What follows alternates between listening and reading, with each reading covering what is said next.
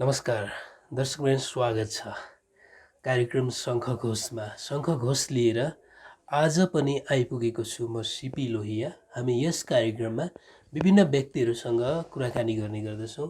खास गरी राजनीतिक विषयमा कुरा गर्दछौँ यस कार्यक्रममा।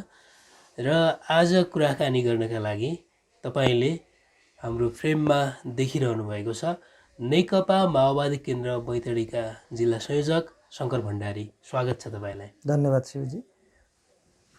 अब अर्को चुनाव पनि आउँदैछ होइन, नयाँ चुनाव आउँदैछ नि। यसअघिको चुनावमा त तपाईँ लड्नु भएन होइन। हजुर, आसन्न चुनावमा चाहिँ अब त्यो तयारी होला एकातिर छ त्यो कुरा। ज्योतिषलाई हेराएर चुनावको मिति मङ्सिर 4 मा तय भएछ।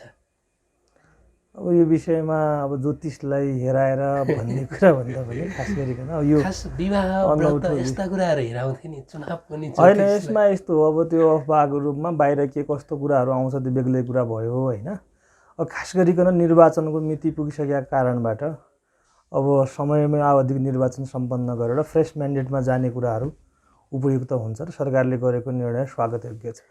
ज्योतिषमा पनि विश्वास लाग्छ। अलि थोरै कुरा गरौँ न। यो विषय हाम्रो यो अन्तर्वार्ताको मुख्य विषय त होइन, तर कति विश्वास लाग्छ यहाँलाई?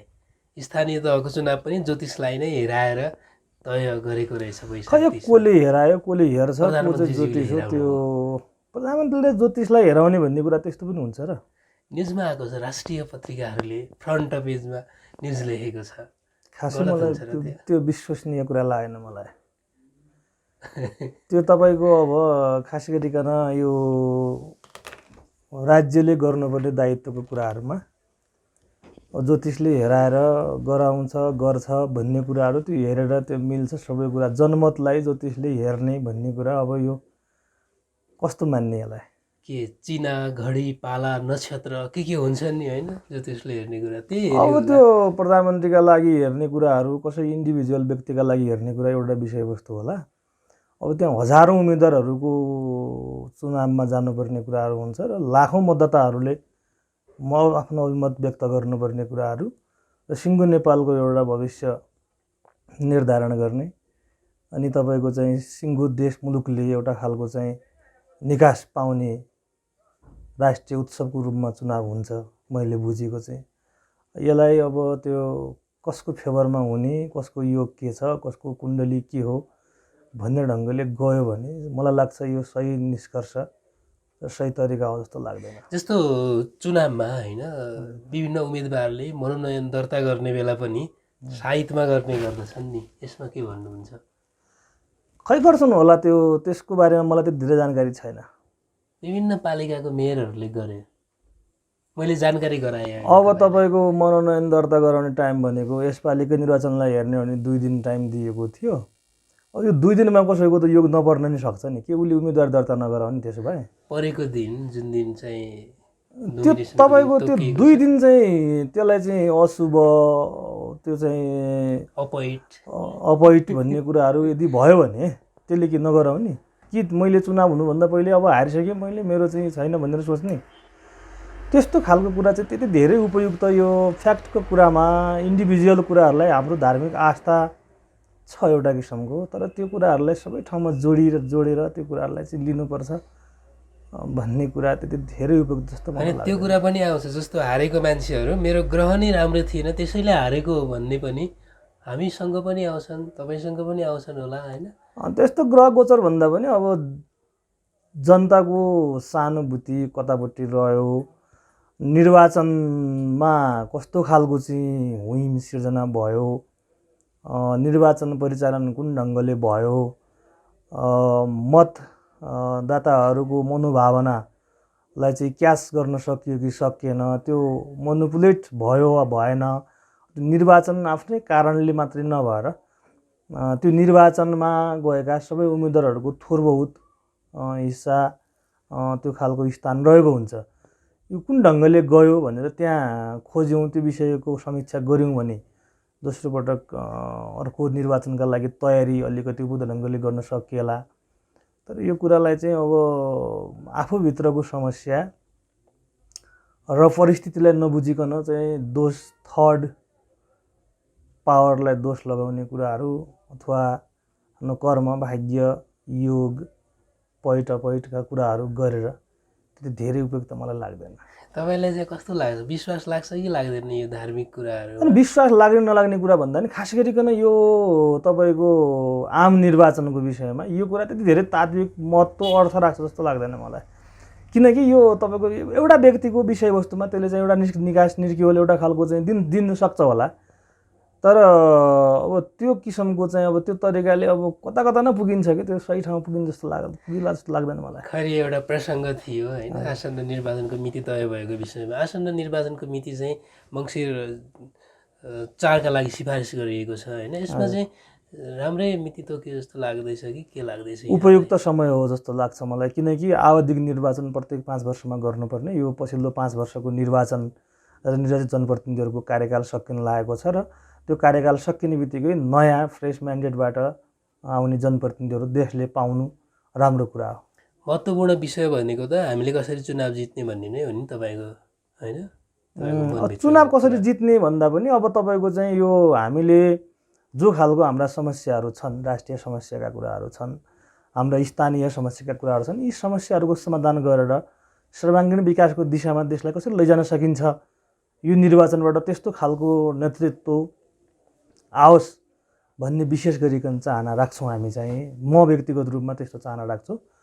यसो भएको हुनाले अब निर्वाचन स्वच्छ फ्रेस भइदियोस् र निर्वाचनमा उम्मेदवारहरू एउटा योग्य उम्मेदवारहरू चाहिँ उपस्थित भइदियो भने यसले देशलाई फाइदा हुन्छ, हामीलाई पनि फाइदा हुन्छ। अर्को एउटा प्रश्न गर्छु तपाईँलाई म। अब यो प्रश्न अलिकता ढिलो गरे भए पनि हुन्थ्यो होइन, तर म सुरुमै गर्छु। मसँग प्रश्न नभएर पनि होइन, तर म तपाईँलाई प्रश्न के गर्छु भने आसन्न चुनावमा, प्रदेश र केन्द्रको चुनावमा होइन, तपाईँ पनि उम्मेदवारको रूपमा चर्चामा चाहिँ अब प्रदेशमा लड्ने कि भन्ने खालको आउँदैछ होइन? यो चर्चा हुनु स्वाभाविक कुरा हो। अब यो उम्मेदवार छनौट गर्ने कुरा नितान्त पार्टीको कुरा हो। पार्टीले योग्यतम उम्मेदवारलाई छनौट गर्छ। यो विषयमा आन्तरिक पार्टीमा छलफल नभइकन मैले बोलिदिनु हतारो हुन्छ। जस्तो मेयरमा अथवा नगरपालिकामा नलड्ने स्थिति जुन बन्यो होइन, अब माथि जाने भन्ने खालको भएको भएर त्यो खालको अब यो यस्तो छ, अब यो राजनीति गर्नको अन्तिम अभिष्ट सत्ता प्राप्ति हो भन्ने ढङ्गले बुझ्यो भने त्यो कुराहरू पनि आउला। तर यसलाई चाहिँ यो हामी जो पार्टी पोलिटिक्स मल्टिपार्टी सिस्टममा छौँ, यसमा उम्मेदवारहरू छनौट गर्ने पार्टीहरूको आफ्नै किसिमको मापदण्ड छ। हाम्रो पार्टीको पनि त्यो मापदण्ड छ र यसको लागि चाहिँ हामीले प्रत्येक तहगत मिटिङहरू बैठकहरूबाट निष्कर्ष निकाल्ने कुराहरू र समग्रमा यसको निर्क्योल लाग्ने कुराहरू अहिले यस विषयमा बोलिहाल्नु हतार हुन्छ जस्तो लाग्छ मलाई। पाटन नगरपालिकामा चाहिँ माओवादीका लागि फलिफाप नै भयो यसपालि होइन? नगरपालिकामा जनसमुदायले यसपटक न्याय गर्नुभयो भन्ने जस्तो लाग्छ। सबै शक्तिहरू लगाएर एमालेलाई हटाउने होइन, हाम्रो एमालेलाई हराउने, कङ्ग्रेसलाई हराउने, कसैलाई हराउने भन्ने हाम्रो टार्गेट कहिले पनि हुँदैन। म तपाईँलाई चाहिँ ढुक्कताका साथ भन्छु, म माओवादी केन्द्रको जिल्ला संयोजकको हैसियतले पनि म तपाईँको मिडिया मार्फत आम जनतालाई जानकारी गराउन चाहन्छु, हाम्रो कसैलाई हराउने भन्ने चाहना छैन। हामी आफू जित्ने र आफ्नो नेतृत्वमा, जसरी अहिले माओवादीको नेतृत्व माओवादीको एजेन्डामा देश अगाडि बढिरहेको छ, जसको नीति उसको नेतृत्व भन्ने हाम्रो मूल एजेन्डाको रूपमा हामीले अहिले ल्याएका छौँ। हामीले ल्याएको यो सङ्घीय लोकतान्त्रिक गणतन्त्र समानुपातिक समावेशी सहभागितामूलक विकासको चाहिँ मोडेल जो छ, यसलाई चाहिँ सफलीभूत पार्नका लागि यसको नेतृत्व माओवादीको नभइकन तात्विक निष्कर्षमा पुग्दैन र यहाँ विभिन्न किसिमका होलहरूबाट चाहिँ भिन्न किसिमको खेल संरचनाहरू हुन्छ भन्ने हाम्रो अहिले पनि बुझाइ छ। त्यसकारण चाहिँ हामीले कसैलाई हराउने भन्दा हामी आफू जित्न चाहन्छौँ। यस्तो यसअघि पुर्चौडमा माओवादीले जित्यो होइन, अघिल्लो चुनावमा पुर्चौडमा जित्यो, अब राम्रै रजगज पनि गर्यो, त्यसकारण अहिले हार्यो। अब यो खास गरिकन निर्वाचन भनेको एउटा जनताले फैसला गर्ने अदालत पनि हो। त्यो अदालतमा एउटा पक्षको रूपमा हामी उपस्थित भइसके पछाडि चाहिँ जुनसुकै किसिमको फैसला आउँछ त्यसलाई हामीले स्वीकार गर्नुपर्ने हुन्छ र यो निर्वाचनमा हामी पराजित हुनुको कारण हामी केलाउँदैछौँ। आन्तरिक हाम्रा आफ्ना कारणहरू के रहे, वस्तुगत परिस्थिति कस्तो खालको सिर्जना भयो लगायतका कुराहरू पार्टीप्रति जनताको बुझाइ र लगाव कस्तो किसिमको रह्यो, के कारणबाट मिसिङ भएर हामी निर्वाचनमा पराजित भयौँ त पुर्चौनी नगरपालिकामा भन्ने विषय हामी मसिनो ढङ्गले केलाउँदैछौँ एउटा कुरा। अर्को कुरा, एउटा निर्वाचन मात्रै सबै थोक होइन पनि। अर्को निर्वाचनको लागि योभन्दा राम्रो तयारी गरेर जनताका जनआकाङ्क्षा अनुसार काम गर्ने नेतृत्व शैली र विधि लिएर हामी जनताको फेरि जान्छौँ। जस्तो मेललमा जित्यो नि होइन माओवादीले पद जित्यो, खुसी नै लागेको छ होइन? मेलौली नगरपालिकामा अघिल्लो पटक हाम्रो उम्मेदवार अहिले नगरपालिकाको प्रमुख हुनुहुन्छ भीमबहादुर चन्द, उहाँ अत्यन्तै पपुलर व्यक्तित्व हुनुहुन्छ। त्यहाँको जनसमुदायले उहाँप्रति जो एउटा किसिमको सहानुभूति, एउटा दिलचस्पी देखाउनु भयो, जो एउटा विकास निर्माण लगायत मेलौली नगरपालिकाको नेतृत्वको लागि जो खालको छनौट गर्नुभयो, न्याय गर्नुभयो भन्ने लाग्छ मलाई। सोझो मान्छे होइन, चर्चामा खासै नआउने मान्छे अहिले जित्नुभयो होइन। सोझो मान्छे भन्दा नि उहाँ मेलौली नगरपालिकाको प्रमुखको लागि उपयुक्त पात्र हो, यो मेरो भनाइ होइन, त्यहाँका जनताको भनाइ हो। नेताहरू त अरू खासै कोही पनि थिएनन् होइन, मेललमा कमै थिए। अब नेताहरूको विषयमा चर्चा कति भयो राजीनामा पनि दिए त्यही बेलामा नेताहरूले नै। अब यस्तो हो, यो विषयमा चाहिँ अब धेरै ठुलो इस्युज बनाउनु पर्ने कारणहरू म देख्दिनँ होइन। निर्वाचनमा जाने सवालहरूमा त्यस्तो मतमतान्तर भन्ने कुराहरू त्यहाँ थियो जस्तो लाग्दैन, र काम गर्ने सिलसिलामा अन्य कुराहरूमा एउटा किसिमको चाहिँ मतविमतहरू रहि नै रहन्छ। एउटा सजीव पार्टीमा, एउटा जीवन्त पार्टीमा एउटा किसिमको चाहिँ आफ्ना अभिमतहरू राख्ने ठाउँहरू, त्यो खालको आन्तरिक लोकतन्त्र सुदृढ गरेर जाने पक्ष र प्रक्रियामा जुन ढङ्गले माओवादी पार्टी अगाडि बढिरहेको छ, यसो हुँदाखेरि त्यस्तो मनोभावनाहरू आउँछन्। र फाइनल्ली तपाईँको के हो भन्दाखेरि हामीले जनताको मनोभावअनुसार अगाडि बढ्नुपर्ने हो। त्यो काम अहिले त्यहाँको मेयर साहबले सफलतापूर्वक गरिरहनु भएको छ। माओवादीले जितेका ठाउँमा केही सुझाव तपाईँबाट पनि जान्छ कि? हामीले खास गरिकन नगरपालिका प्रमुखहरूलाई हामीले एक चरणमा केन्द्रीय स्तरमा बोलाएर प्रशिक्षण गरिसकेका छौँ। हाम्रो पार्टीको अध्यक्ष लगायत आदरणीय नेतागणहरू र विज्ञ व्यक्तित्वहरूबाट प्रशिक्षण गराइसकेका छौँ। र अर्को कुरा, हाम्रो जुन चाहिँ नगरपालिका अथवा गाउँपालिकाको नेतृत्व लिनुभएका जो कमरेडहरू हुनुहुन्छ, उहाँहरू आफैमा योग्य हुनुहुन्छ। हाम्रो एउटा स्कुलिङ जो छ, हाम्रो माओवादी स्कुलिङ जो हामी यो सङ्घीय लोकतान्त्रिक गणतन्त्रका लागि लड्यौँ, त्यो लड्ने योद्धाहरू त्यहाँ भएको हुनाले उहाँहरूले चाहिँ एउटा ढङ्गले काम र निष्कर्षमा पुगाउँछन् भन्ने विश्वास छ। अब अलिकता आउने निर्वाचनको पनि कुराकानी गरौँ होइन। आउने निर्वाचनका लागि तयारीहरू जिल्लाबाट सुरु भइसक्यो? खास गरिकन अब निर्वाचनकै तयारी भन्दा पनि पार्टी सङ्गठन भर्खरै निर्वाचन सम्पन्न भएको छ। निर्वाचन सम्पन्न भइसके पछाडि चाहिँ कतिपय ठाउँमा हामी जितेका छौँ, कतिपय ठाउँमा हारेका छौँ, र यी सबै विषयको हामी समीक्षाको चरणमा छौँ अहिले। त्यो खालको रिपोर्टिङ पालिका स्तरमा, वडा स्तरमा त्यो खालको बैठकहरू भएर एउटा निष्कर्षमा पुग्दैछौँ। त्यो निष्कर्षबाट हामी चाहिँ अबको तयारीका लागि पार्टी सङ्गठनलाई सुदृढ बनाएर, पार्टी सङ्गठनलाई पूर्ण रूपमा जनतासँग जोडेर अगाडि बढ्ने अभियानात्मक ढङ्गले हामी अगाडि बढ्ने तयारीमा छौँ। र त्यो अभियानात्मक ढङ्गले अगाडि जनसम्बन्ध सुदृढ गर्दै हामी त्यही बिचमा निर्वाचन सम्पन्न गर्ने ढङ्गले अगाडि बढ्छौँ। माओवादी सिङ्गल त लड्दैन होइन, काङ्ग्रेससँगै समाजवादीसँगै गठबन्धन। यसको लागि अब खास गरिकन यो केन्द्रीय पोलिसीमा भर पर्ने कुराहरू छ। हामी स्थानीय तहको निर्वाचन कङ्ग्रेस, माओवादी, समाजवादी लगायतका दलहरू गठबन्धनमा निर्वाचनमा गएका थियौँ।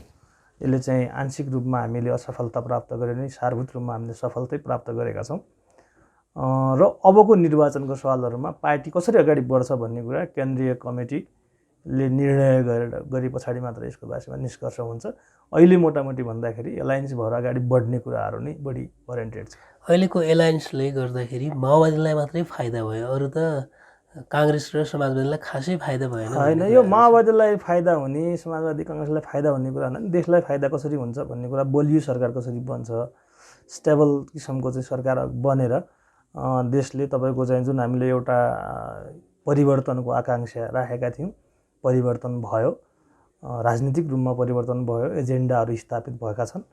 हामीले संविधान परिवर्तन गरेका छौँ र अनुकूल संविधान निर्माण गरेका छौँ। अब तदनुसार नेपाललाई एउटा अल्प विकसित मुलुकबाट विकसित मुलुकमा फड्को मार्नुपर्ने कुराहरू छ। यसका लागि अब विकास निर्माणलाई चाहिँ एउटा मोडेलमा लैजानका लागि स्थायित्व भएको सरकार आवश्यक छ। यसका लागि हामी निर्वाचनबाट त्यो परिणामको अपेक्षा हामीले राखेका छौँ।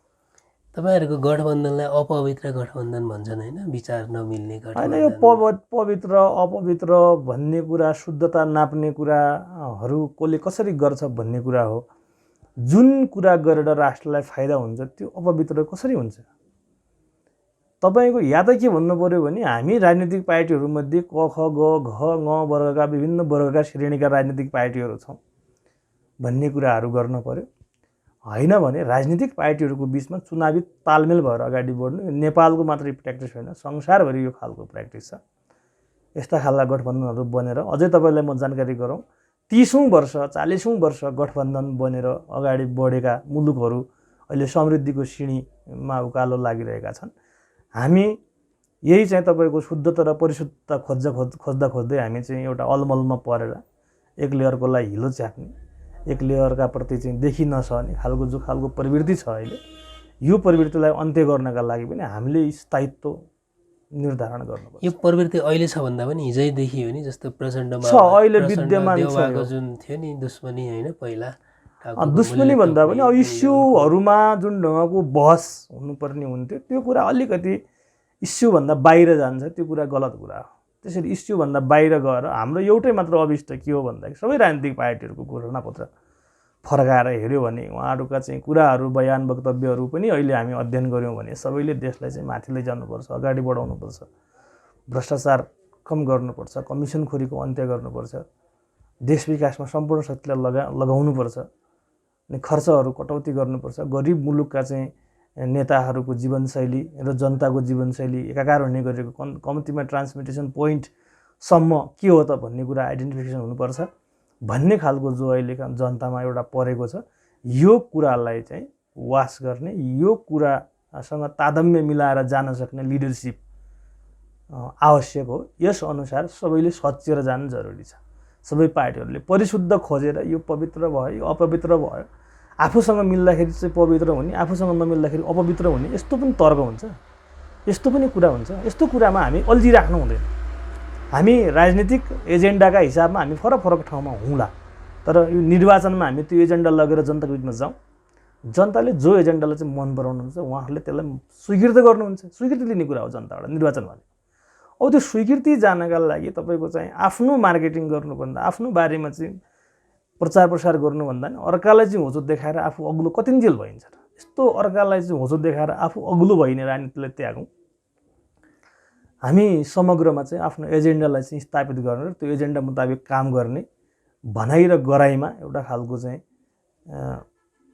सामञ्जस्यता कायम गर्ने गरेर अगाडि बढ्न सक्यो भने अबको निर्वाचनबाट निश्चय नै मुलुकले नयाँ किसिमले कोल्टे फेर्छ भन्ने विश्वास। जस्तो पार्टीले होइन सरकारमा गइसकेपछि पनि आफ्नो पार्टीका नीति सिद्धान्त कार्यक्रमहरू जे बिगतमा थिए नि होइन, त्यसलाई पटक्कै भुलेर अर्को बाटोमा लाग्ने, अब बहुमतले सबै चिज गर्ने भन्ने खालको स्थितिमा हुनुहुन्छ नि त अहिले त सबै दलहरू।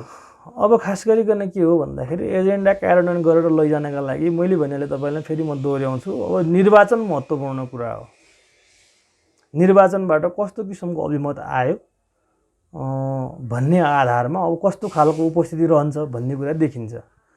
अब अहिले जुन खालको एकदम अस्थिरता नै छ कि देशमा, एकदम अस्थिर अवस्थाबाट जो देश गइरहेको छ, यसलाई चाहिँ स्थिरतामा लैजाने कुराहरू र आफ्नो एजेन्डालाई, आफ्नो पार्टीको झन्डा र एजेन्डा मात्रै होइन कि राष्ट्रिय झन्डा र राष्ट्रिय एजेन्डाको विषयमा हामीले राष्ट्रिय सहमति कायम गर्ने। हाम्रो अध्यक्षले बारम्बार भनिरहनु भएको छ, राष्ट्रिय सहमतिको सरकार नभइकन देश अग्रगामी छलाङमा जान सक्दैन। त्यसो भएको हुनाले सबैले आफ्ना कुराहरूलाई छोडेर सबैका कुराहरू जोडेर अगाडि बढ्नुपर्छ। एक चरण तपाईँको चाहिँ राज्यले निकास, राष्ट्रले निकास पाउनका लागि हामी सबै राष्ट्रिय दलहरू एक ठाउँमा आउनुको विकल्प छैन भनेर हाम्रो अध्यक्षले बारम्बार भनिरहनु भएको छ। यो तपाईँहरू मिडिया मार्फत आइ नै रहेको छ बेला बखतमा। यसो भएको हुनाले म त्यही कुरालाई चाहिँ के स्टेज दिन चाहन्छु भने हामीले आफ्नो कुरामा अडानमा होइन कि जनताको अभिमतलाई सहर्ष स्वीकार गर्ने, अभिमत आफ्नो पक्षमा पार्नका लागि अधिकतम प्रयत्न गर्ने। प्रयत्न गर्दै गर्दाखेरि मैले पहिले पनि भने अर्कालाई होचो देखाउने प्रयत्न होइन कि आफ्नो एजेन्डालाई स्थापित गर्ने कुराहरू साँचो बोल्ने कुराहरू र गर्न सक्ने कुराहरू बोल्ने कुराहरू गरिदियो भने मात्रै पनि देश अगाडि बढ्न सक्छ। आगामी चुनावमा वाम दलहरू मिल्ने त्यसरी चुनावमा जाने भन्ने कुराहरू पनि कहीँ सुनिन्छ नि होइन सुनिन् त? चर्चा धेरै किसिमको छ। मैले भने यो विषयमा यस्तै हुन्छ यो मोडलबाट जान सक्छ भनेर भन्न सक्ने अवस्था त म पनि छैन।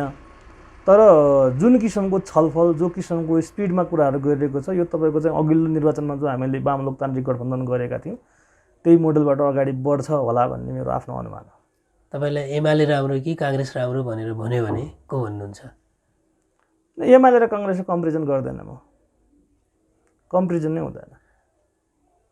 काङ्ग्रेस धेरै माथि भन्न खोजेको होइन, धेरै तल माथि भन्दा पनि अब यो नेता नेतृत्वको हिसाबबाट हेर्दाखेरि फरक खालको अब केबाट कम्पेरिजन गर्ने, इथिक्सका आधारमा कम्पेरिजन गर्ने हो भने वाम शक्ति हो एमाले पार्टी होइन। आचरणका हिसाबले पछिल्लो राउन्डमा हेर्ने हो भने जुन ढङ्गले चाहिँ एमाले अध्यक्ष केपी शर्मा ओलीले संवैधानिकको दुई पटक गर्ने प्रयत्न गरे र त्यसलाई चाहिँ प्रशय गर्ने त्यसैमा ताली पिट्ने जो तल कार्यकर्ता पङ्क्तिहरू देखियो, यसो हेर्दाखेरि अब यो कहाँ कुन पोइन्टबाट कम्पेरिजन गर्ने भन्ने कुरा अलिक कन्फ्युजेबल विषय छ। बैतडीमा गठबन्धन भयो भने आसन्न निर्वाचनमा होइन माओवादीले कुन पाउँछ? त्यो तपाईँको चाहिँ अब हाम्रो कति पार्टीको एलायन्स हुन्छ, कसरी एलायन्स भएर जान्छ, एलायन्समा भयो भने भन्न खोजेँ मैले। अब कङ्ग्रेस माओवादी बिच एलायन्स भयो भने अब अनुपातको आधारमा उपस्थिति हुन्छ होला। त्यसो हुँदाखेरि हामीले बैतडी जिल्लाले चाँदैमा यस्तो किसिमको एलायन्स बन्छ भन्ने कुरा जिल्लाले एलायन्सको निर्णय गर्दैन, यो निर्णय सेन्ट्रल लेभलबाट हुन्छ र यसका लागि चाहिँ सबै ठाउँमा मिलाउनु पर्ने साङ्गठनिकदेखि लिएर चाहिँ राजनीतिक नेतृत्वको विकास लगायतका कुराहरू मिलाउनु पर्ने भावनाले कुन क्षेत्रमा कसले लड्ने कसले कहाँ दाबी गर्ने भन्ने कुराहरू भन्दा पनि कस्तो खालको मोडेलमा आउँछ त्यो मोडेलपछि हामी आफ्नो दाबी प्रस्तुत गर्छौँ। गठबन्धनमा चाहिँ गत चुनावलाई हेर्दाखेरि हामी सफल हुन्छ जस्तो लागेको छ कि छैन तपाईँलाई? मैले लगभग तपाईँको चाहिँ देशभरिको चाहिँ प्याटर्न हेर्दाखेरि गठबन्धनले सफलता प्राप्त गरेको छ। केही स्थानहरूमा अपेक्षाकृत सफलता हासिल नगर्न सके पनि सारभूत रूपमा चाहिँ यो सफलता प्राप्त भएको छ र यो सफलताको विषयमा केन्द्रीय समिति माओवादी केन्द्रको र कङ्ग्रेसको पनि तपाईँको चाहिँ त्यो विषयवस्तुमा चाहिँ त्यो खालको चाहिँ विश्लेषण गरिएको छ। बैतडीमा गठबन्धन भयो भने एमाले सिङ्गल लड्यो भने तपाईँहरू जित्ने चान्स देख्नुहुन्छ? होइन, गठबन्धन भनेकै तपाईँको चाहिँ मनोविज्ञानको जोड हेर्नुहोस् होइन। मनोविज्ञान त्यो नेताहरूको मात्रै होइन, आम जनसमुदायसम्म एउटा खालको मनोविज्ञान छ। स्वाभाविकै रूपमा तपाईँको चाहिँ यहाँ गठबन्धन पराजित हुने भन्ने कुरा सोच्नै सकिँदैन, गठबन्धन जित्छ नै। यो एउटा मनोविज्ञानसँग तलै जनतासम्म जोडिएको कुरा हुनाले पनि त्यो छ। र अर्को कुरा जो ढङ्गको अब तपाईँको चाहिँ विगतमा जो ढङ्गको बदमासीहरू बेइमानीहरू भएको छ त्यसको पनिसमेन्ट पनि हुन्छ होला। जनताले पुराना सांसदहरूलाई जिताउँदैन भन्न खोजे तपाईँले? पुराना सांसदहरू भन्दा पनि जो खालको नेपालमा राजनीतिक अवस्था पछिल्लो 2 वर्षमा जुन ढङ्गले चाहिँ नेपाल अगाडि बढ्नुपर्ने कुरा थियो त्यहाँबाट ट्र्याक आउट भएर जो ढङ्गको गयो, यो ट्र्याक आउट हुनुमा कसको भूमिका के हो भन्ने कुरा यो घाम जत्तिकै छर्लङ्ग छ। यो जनताको लेभलमा त्यो कुराहरू गएको छ। त्यसो भएको हुनाले के हो भन्दाखेरि अहिले यो त्यसको चाहिँ हिसाब किताब हुन्छ होला निर्वाचनबाट। यस्तो स्वतन्त्र मान्छेलाई पनि मान्छेले जनताले मतदाताले मन परायो नि यसपालि त होइन? काठमाडौँमा, धनगढीमा, बैतडीमै भनौँ होइन, धरानमा हो के लाग्छ त अब स्वतन्त्रतिर? स्वतन्त्र भन्नाले पनि दलहरूको एउटा चाहिँ दलहरूलाई एउटा जनताको लेभलबाट एउटा सुझाव हो जस्तो लाग्छ मलाई।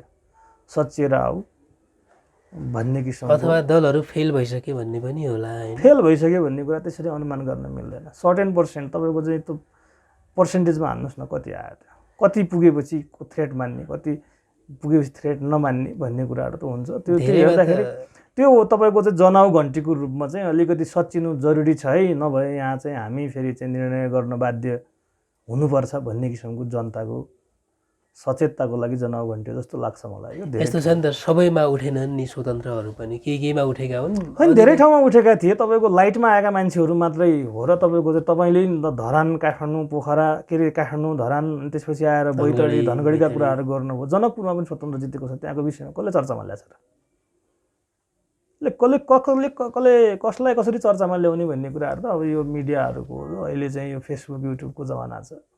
हात हातमा मोबाइल छ, सबै मान्छेहरू मिडियाकर्मी भयो जस्तै गरेर रिपोर्टिङ गरिरहेछ होइन। कसले कहाँ भ्युजहरू चाहिँ क्रिएट गर्न सक्यो, कसले चाहिँ टिआरपी बढाए भन्ने ढङ्गले पनि एउटा चर्चाको अवस्था बनेको छ। कतिपय स्थानमा तपाईँको चाहिँ साँच्चीकै तपाईँको चाहिँ मान्छेहरूमा चाहिँ एउटा खालको इनोभेसन टाइपकोमा जाने भन्ने सोच पनि छ।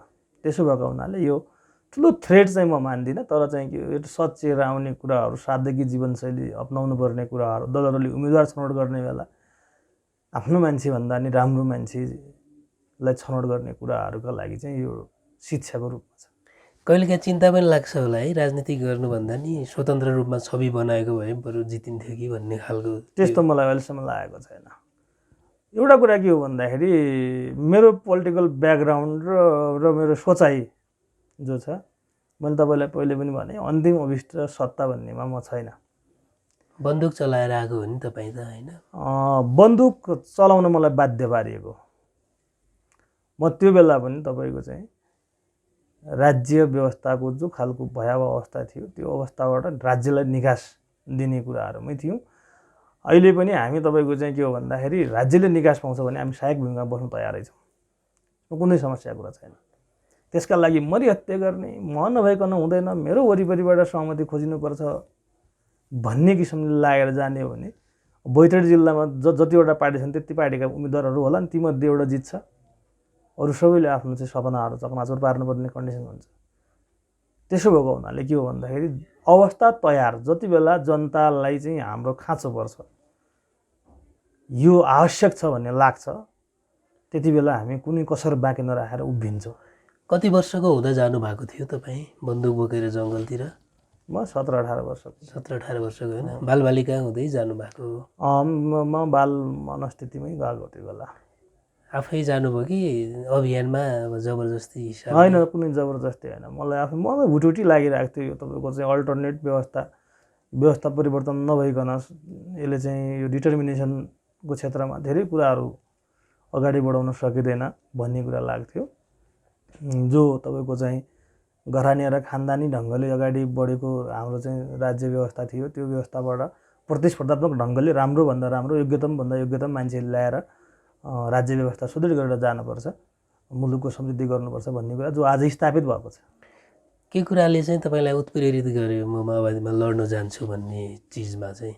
मैले भनिहालेँ, हाम्रो देशको जो विद्यमान राष्ट्रिय राजनीतिको अवस्था थियो, जुन ढङ्गको तपाईँको मैले अघि पनि भनिहालेँ, यो मोनोपोलिजमको यो चाहिँ जो श्रृङ्खला थियो त्यसलाई भङ्ग गरेर जनताको छोरो, जनताको चाहिँ नेता बन्नुपर्छ भन्ने कुरा थियो, त्यो हामीले स्थापित गरिसक्यौँ।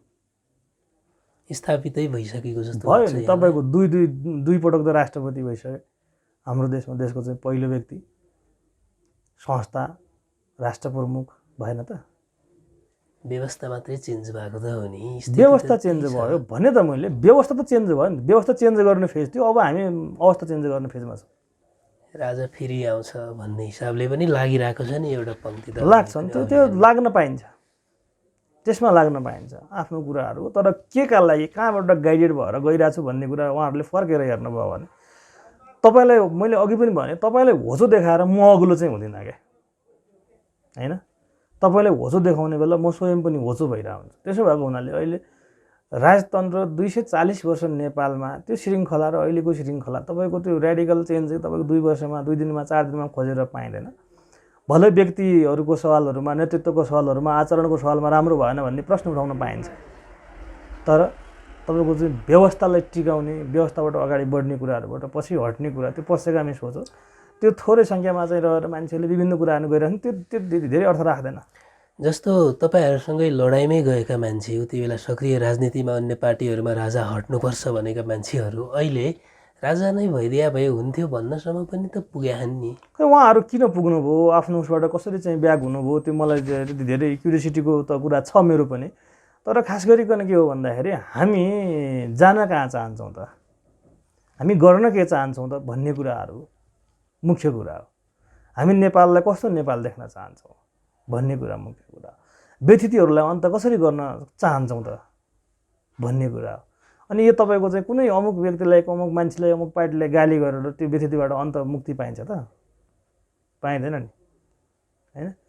एउटा व्यवस्थाबाट अगाडि बढिसकेका चिज अर्को व्यवस्थामा आइसकेर अब हामी सबै मिलेर राष्ट्र विकास कसरी गर्ने हो भन्ने दिशातिर पो जाने हो त। त्यस्तो सोच राखे पो हुन्छ त। अब त्यो सोचभन्दा बाहिर रहेर तपाईँको आलोचनात्मक ढङ्गले जति कुराकानी गरेर नि देश परिवर्तन हुँदैन, व्यवस्था परिवर्तन, अवस्था परिवर्तन केही पनि हुँदैन। त्यसका लागि आफै अगाडि सर्नुपर्छ। अब हामी सबै साझा ढङ्गले अगाडि सर्यो भने यो कुरा सम्भव छ। नेपाल विकसित मुलुक बन्नमा धेरै टाढा छैन। यसमा इमानदारितापूर्वक अगाडि बढ्ने नेतृत्वको खाँचो छ। त्यो नेतृत्व छनौट अब जनताको चाहिँ अदालतमा सबैजना मान्छे हाजिर हुन्छन्, जसप्रति भरोसा लाग्छ त्यसलाई अगाडि ल्याउने जनताको आफ्नो अधिकार छँदैछ। अनि यो विषयमा अर्को कुरा के हो भन्दाखेरि सधैँभरि मान्छेको सोच एउटै भइरहन्छ भन्ने कुरा नै होइन। हिजो मैले यो कुरा बोलेको थिएँ, अब चाहिँ त्यो कुराभन्दा म ब्याक हुँदिनँ भन्ने कुराहरू मात्रै हुँदैन। म चेन्ज भयो भने पनि पाइन्छ, चेन्ज हुन सक्छन् मान्छेहरू। हिजो एउटा कुरा बोलिरहेका मान्छेहरू आज बोली फेर्न सक्छन्। ती बोली फेर्ने मान्छेहरूलाई जनताले त्यही ढङ्गले चिन्छन्। जस्तो राजा हुँदाखेरि अन्तर्राष्ट्रिय स्तरमा हाम्रो छवि राम्रो थियो, अहिले घट्यो भन्ने के राम्रो थियो त्यो बेला? मलाई एक दुईवटा उदाहरण भनिदिनु न, के चाहिँ राम्रो थियो त्यो बेला र के नराम्रो अहिले भएको छ, त्यो उदाहरण भनिदिनु। केही दिन अगाडि चलाए एउटा कुरा तपाईँलाई म उदाहरणको रूपमा भन्छु। जस्तो प्रधानमन्त्रीले विदेश जाने बेला होइन, राजाले विदेश गयो भने त्यहाँका राष्ट्रपतिले आएर राजाको आशीर्वाद लिन्थे अरे होइन, सम्मान त्यस्तो खालको थियो अरे। अहिले प्रधानमन्त्री जाने बेला कि त राज्यमन्त्री आउने कि त कुनै मन्त्रालयको सचिव आउने, अझ मन्त्री गयो भने त त्योभन्दा पनि कम खालको।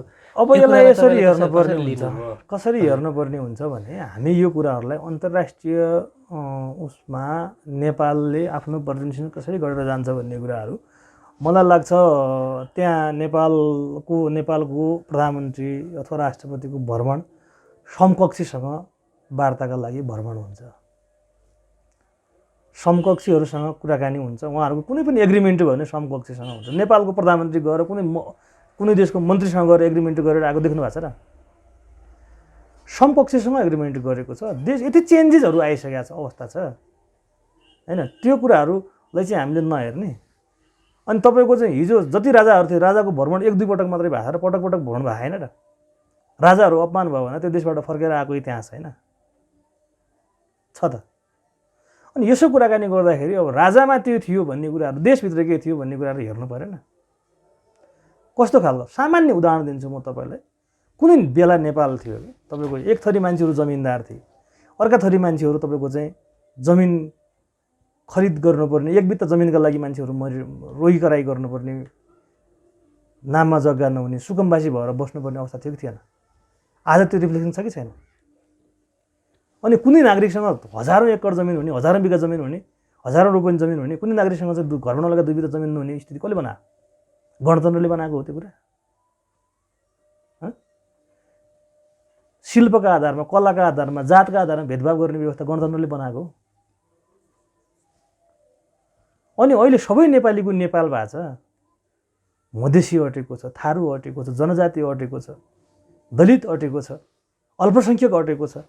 सबै नागरिकहरूको राज्य हुँदाखेरि सबै यो पृथ्वीनारायण शाहले यस्तो भनेको थियो भनेर भन्छन् नि, यी सबैको साझा फुलबारी हो भनेर भनेको कुरा गर्छ। साझा फुलबारी भनेको एउटाले फुलमा त्यो फुलको सुगन्ध पनि लिने, सुवास पनि लिने, त्यो विचरण रमाइलो ढङ्गले विचरण पनि गर्ने, अरूले चित्रमा हेर्ने, त्यही हो त अब फुलबारी। के थियो हिजोको अवस्था? त्यो चेन्जेस आज आएको छ कि छैन? तपाईँका म अहिले यसरी जो इन्टरभ्यू दिइरहेको छु, म मजाले तपाईँले जोसुकै मान्छेलाई म यहाँबाट औँला ठडाएर प्रश्न गर्न सक्ने हैसियतमा कसरी पुग्यो? हिजो त्यो कुरा थियो। अनि एउटा पाटाइल कुरालाई लिएर, एउटा सानो कुरालाई ल्याएर एउटा तपाईँको त्यसलाई चाहिँ ठुलो स्लो बनाउने ढङ्गले चाहिँ कुराकानी उठाइदिएर त्यहीतिर मान्छेको ध्यान डिस्टर्ब गराइदिने हो भने हामी कहाँ पुगौँ ल भन्न त? अहिलेको जस्तो समावेशी व्यवस्था त्यो बेला थियो र? हाम्रो नेपाली सेनामा मान्छेहरूको इन्ट्री कसरी हुन्थ्यो त्यो कुरालाई हेरौँ। प्रहरीमा कस्तो खालको इन्ट्री हुन्थ्यो, प्रधानमन्त्री मन्त्री लगायतका मान्छेहरूका अहिले पनि केन्द्रमा गएर त्यो चाहिँ फोटोहरू हेर्दाखेरि हुन्छ, किताबमा पढ्दा हुन्छ, कस्तो कस्तो कस्ता घरानिएका मान्छेहरूको पहुँचमा त्यो कुरा थियो।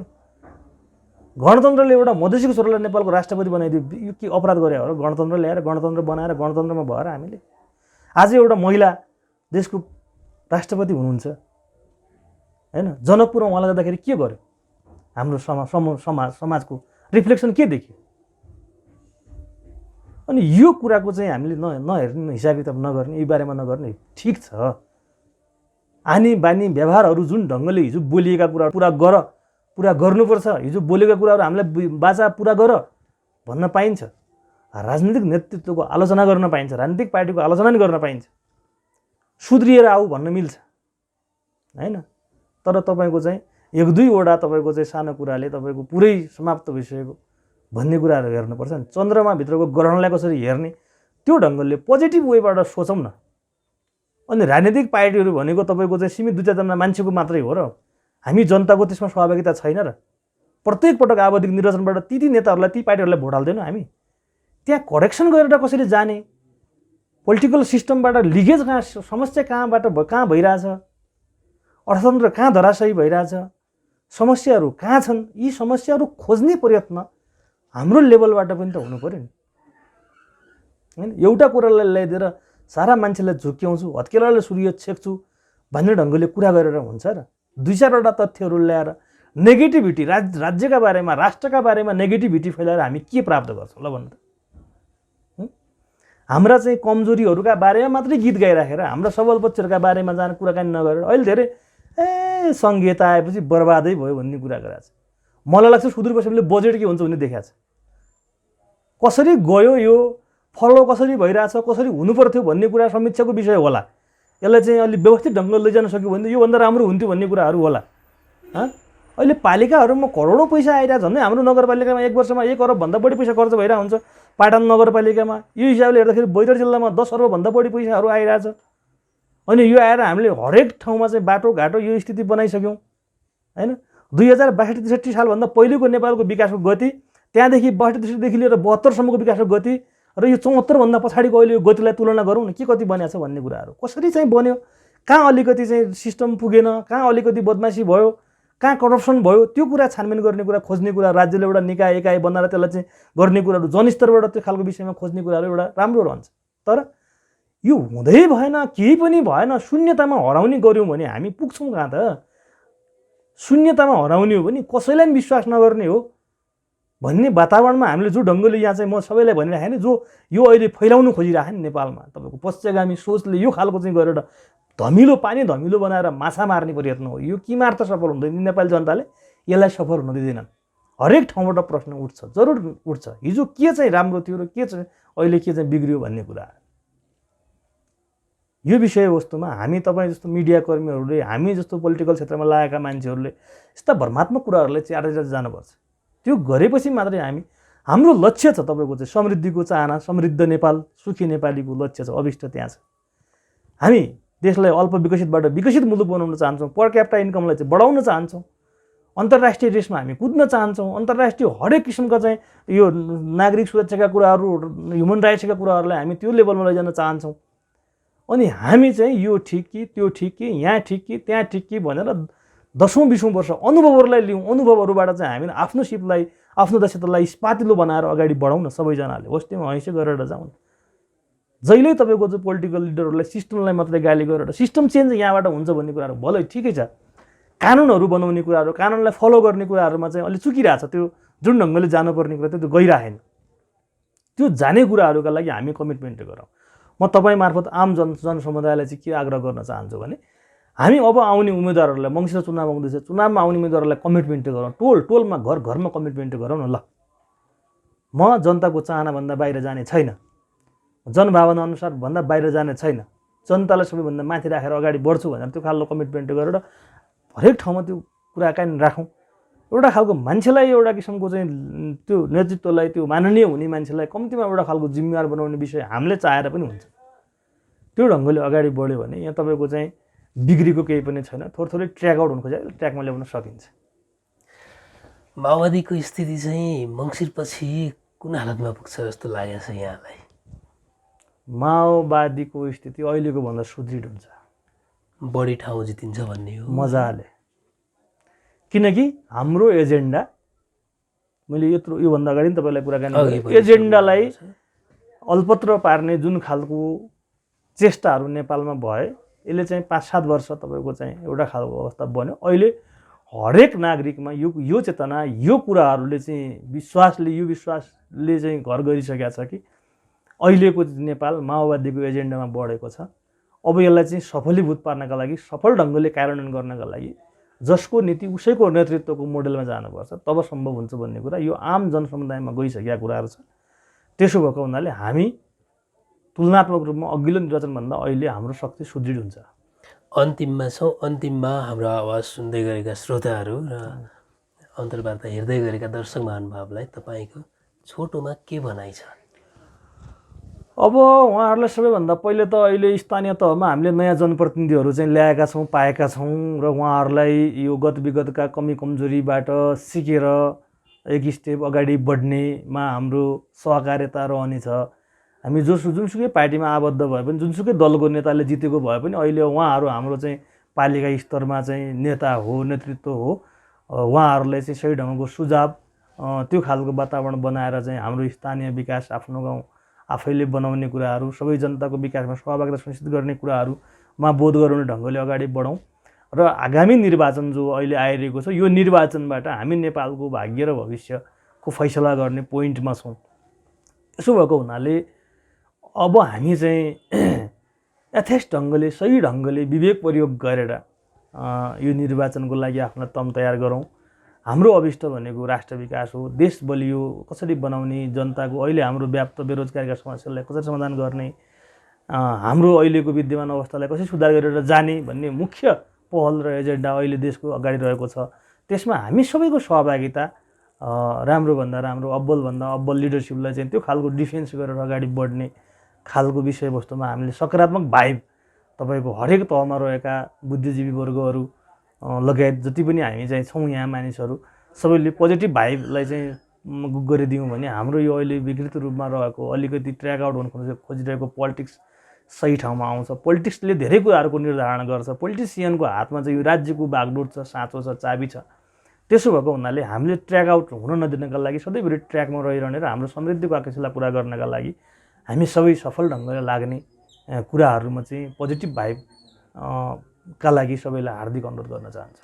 तपाईँको समय र कुराकानीको लागि धन्यवाद छ। धन्यवाद हजुरलाई पनि, तपाईँको मिडियाबाट मलाई जुन ढङ्गले आफ्नो कुराहरू आम जनसमुदायसँग राख्ने अवसर प्राप्त दिनुभयो यसका लागि म तपाईँलाई हृदयदेखि धन्यवाद दिन चाहन्छु।